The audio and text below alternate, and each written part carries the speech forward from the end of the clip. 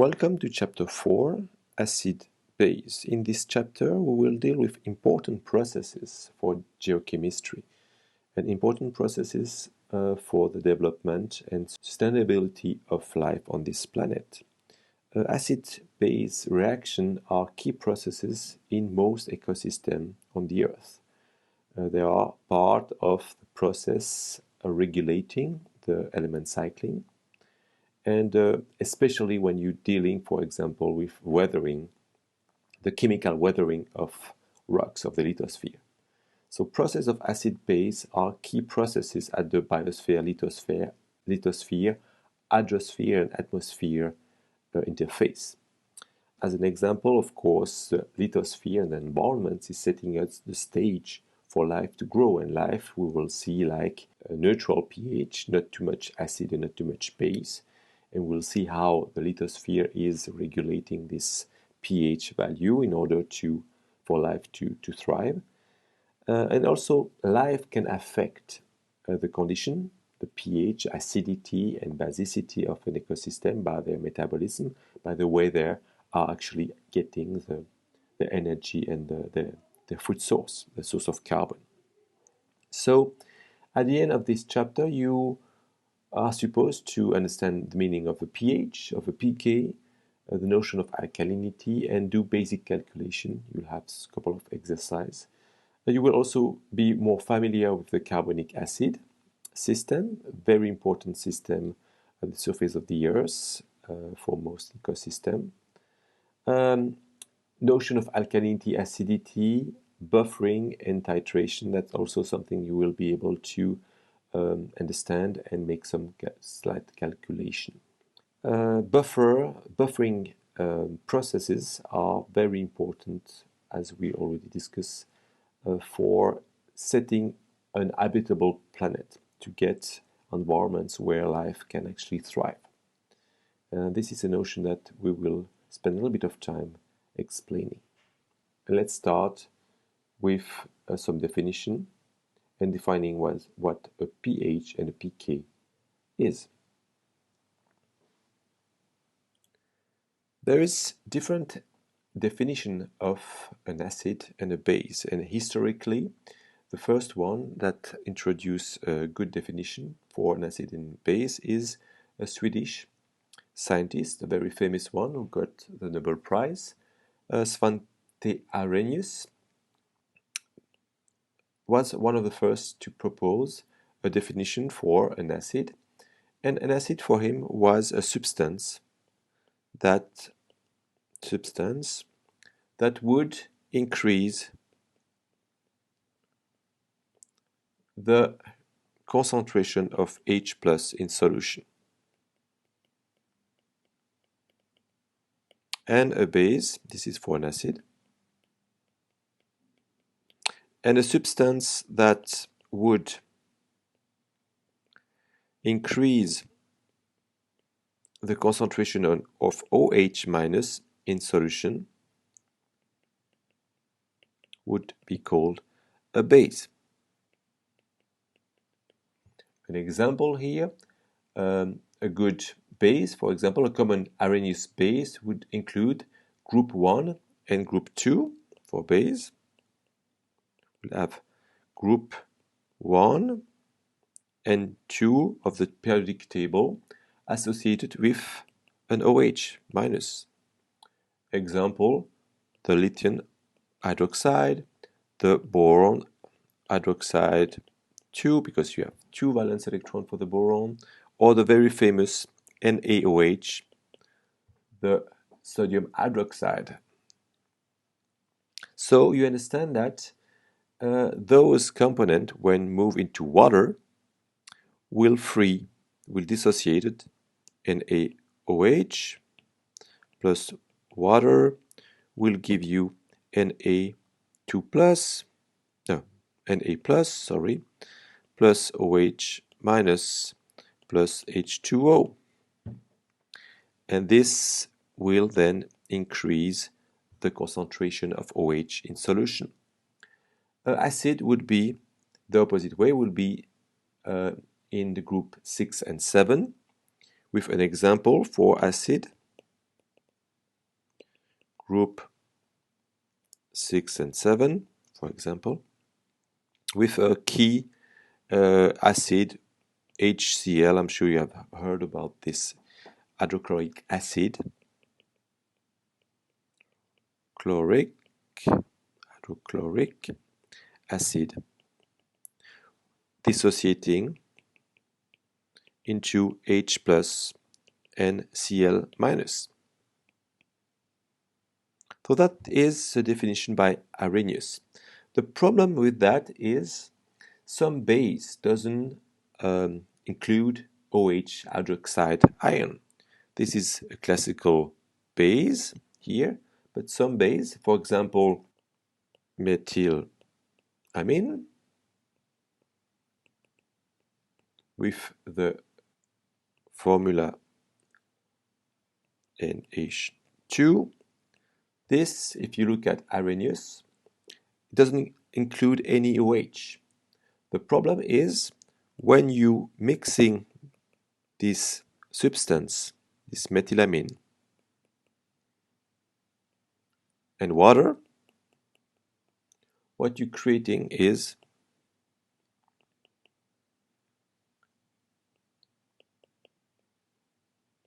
a cation and creating some OH. So this reaction is increasing the solution, the concentration of OH in solution, but the initial component didn't combine or comprise an OH minus.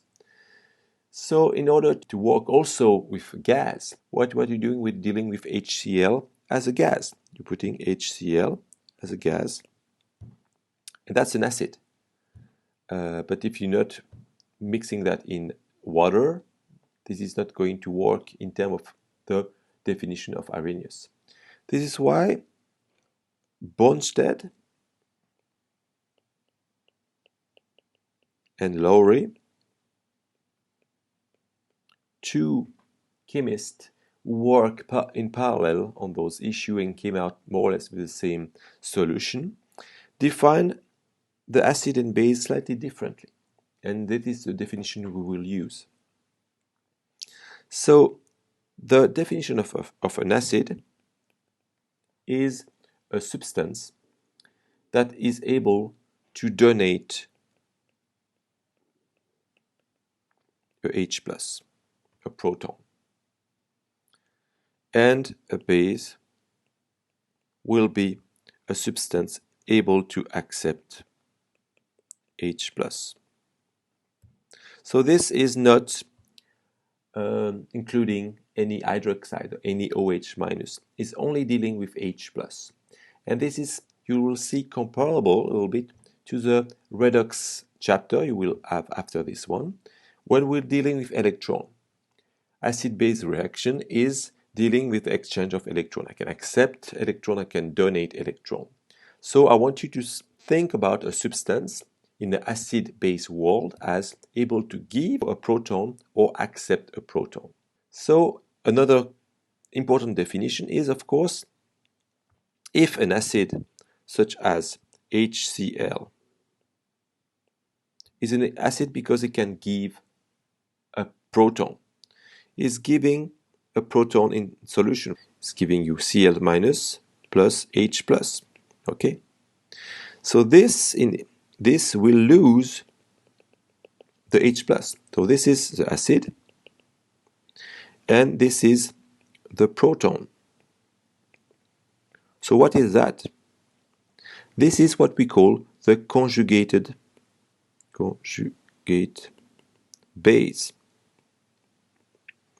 For any acid that is losing, when an acid is losing the proton, is becoming a base. And we're calling that a conjugated base. So for any acid, you will have a conjugated base. The same for a base. If you have NaOH and you having Na plus plus OH minus, this is your base. And of course, this theoretically can accept a proton. So it's going to be a conjugate acid in this case. So for every base, you will have a conjugated acid. So you will always have a duet, a couple, between a base and a conjugated acid and an acid and a conjugated base. One of the interesting applications of defining acid and base following the Bronsted-Lowry rule is the fact that you can deal with substance outside liquid. For example, you can deal with gas. If I take the example of a gas such as ammoniac, NH, better if I'm using a color, NH3, and I'm putting that as a gas in contact with HCl as a gas, which stands for hydrogen chloride. Hydrogen chloride.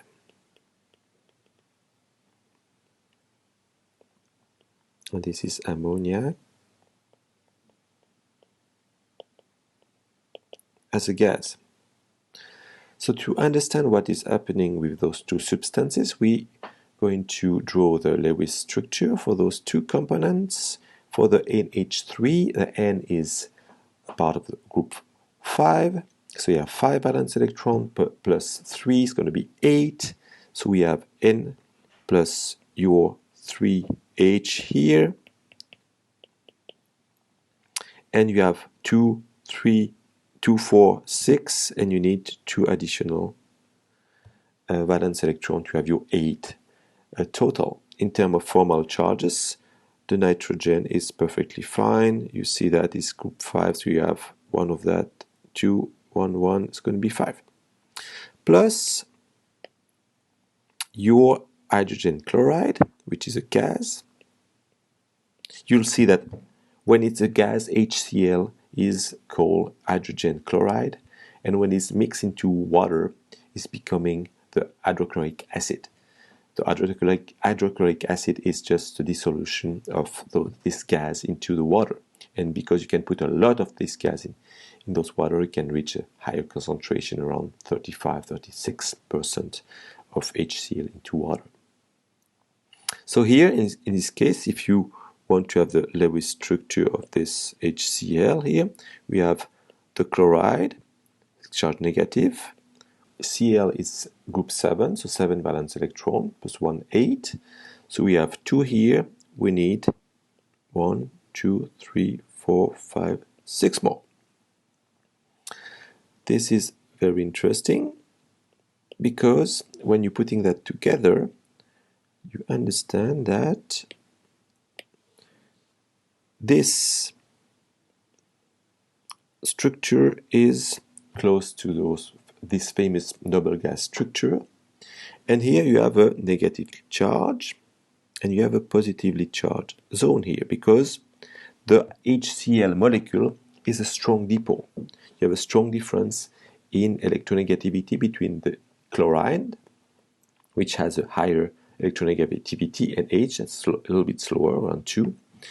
So you have a strong dipole here. So this side of the molecule is attracted to this negative charge. And actually, this will rip out the H that chloride had no problem giving, because then what we're going to produce is an H with, in this case, 4 hydrogen, okay, and a chlorine that will be negative.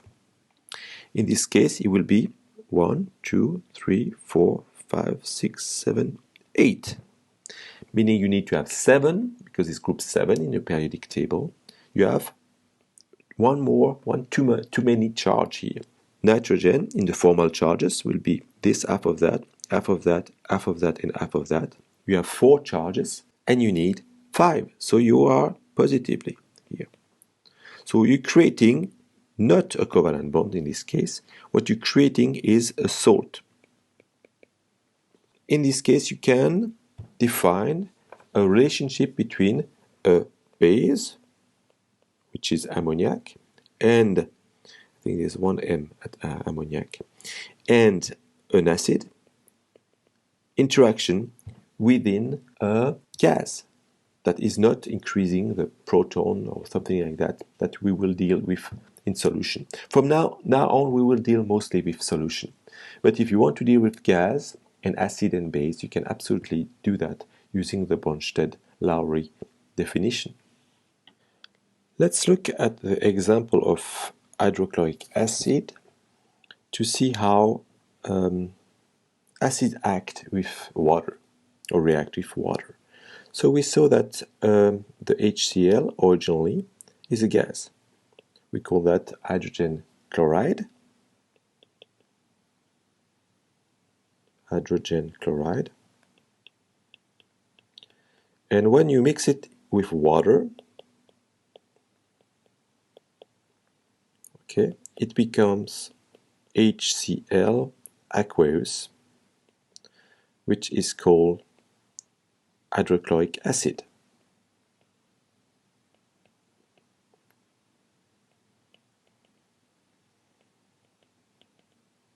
What is happening when HCl is mixed into water? So you have HCl gas plus water as a liquid will give you chlorine minus plus H plus water as a liquid. This is going to be aqueous. This is going to be aqueous. But the hydrogen ion here will not stay like that as hydrogen H plus into the water. The same way we'll see that in redox reaction, electrons are not living alone. You need some electron acceptor. So H plus will have an acceptor, a base that can accept electron. And in this case, the base is what? Is the water. If you draw the Lewis structure of the water, if you remember that, you have the oxygen and the hydrogen here, and you have your two charge, your two lone pair of electrons around the oxygen. That is giving you the famous positive structure around here, and the negative, the positive structure around this part here. So this is negatively charged and this is positively charged. So when you have those elements here, the hydrogen will be attracted by this part here, by one pair of lone electrons. And this plus H plus will give you the famous ion that is O, H, H, and H here with one lone pair of electrons around the oxygen. And this has the name of hydronium ion.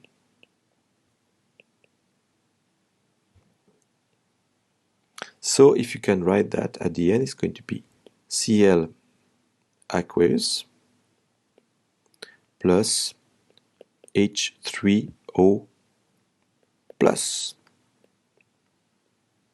This is H3O plus. Why plus? Because you understand that in terms of formal charges, what you have is half of that, half of that, half of that, 1, 2, 3, 4, 5. And you need 6. You're missing one charge for oxygen, so this is plus. You can write this way here.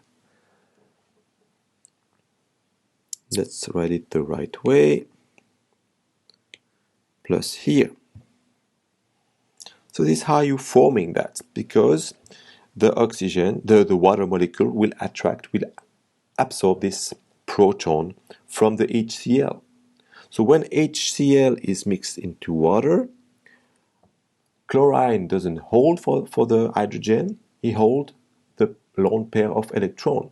Because when the HCl we just saw that before, is giving you H plus Cl minus. This is have a full octet. This has a noble gas structure, the full octet in this case. Remember, the chlorine will be like that. Really happy, very stable. And the H plus will be absorbed by the water. So if you think about the base, acid, conjugated base and conjugated acid, you can see this relationship as HCl is an acid,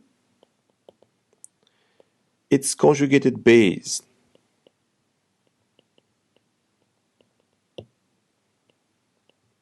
is chlorine minus, and in this case H2O is the base and H3O plus is the conjugated acid.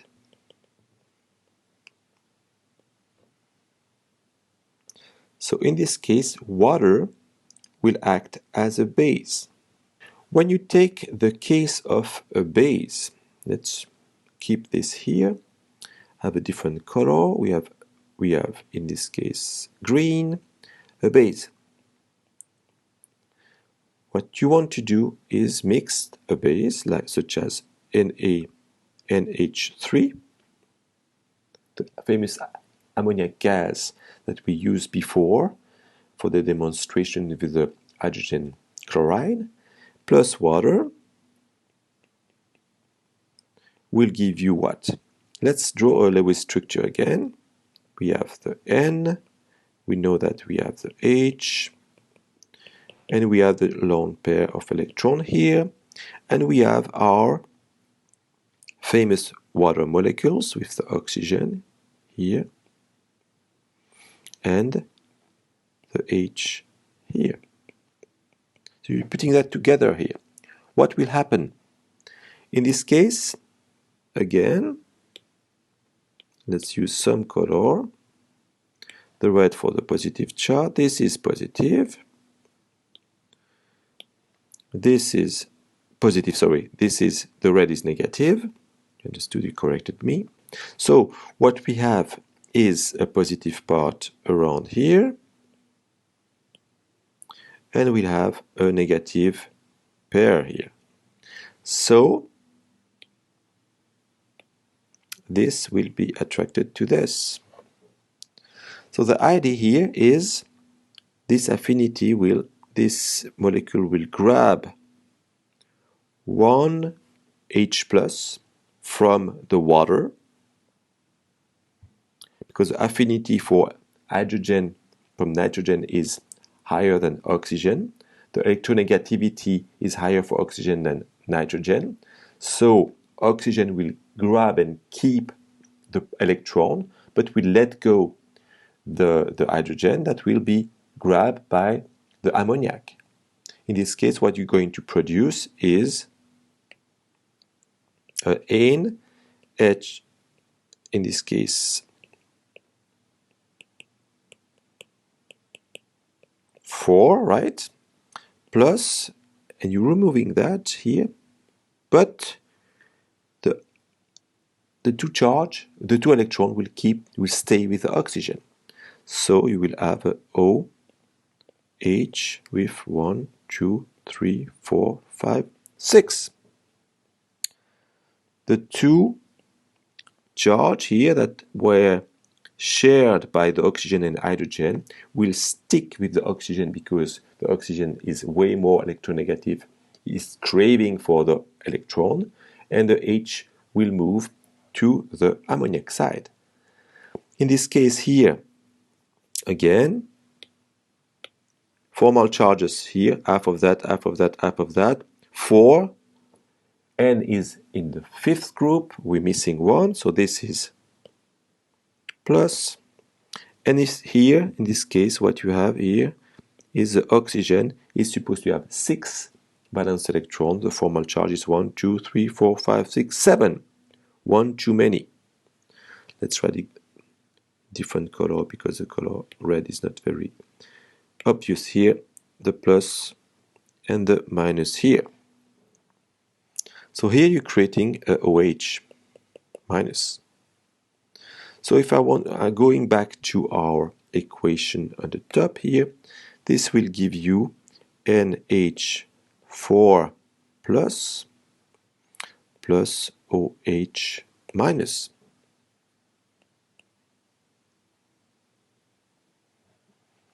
So you see this is, in this case, an acid-base reaction.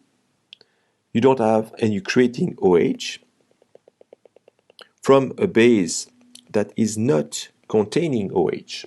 So following the definition of Arrhenius, the first one we defined, it is not a real base, but it is a base because it's able to accept electron. From what? From the water. So in this case, water is acting as an acid. So if I want to make the summary here, NH3 is a base, NH4 plus is the conjugated base, H2O is the acid, and OH minus is the conjugated base.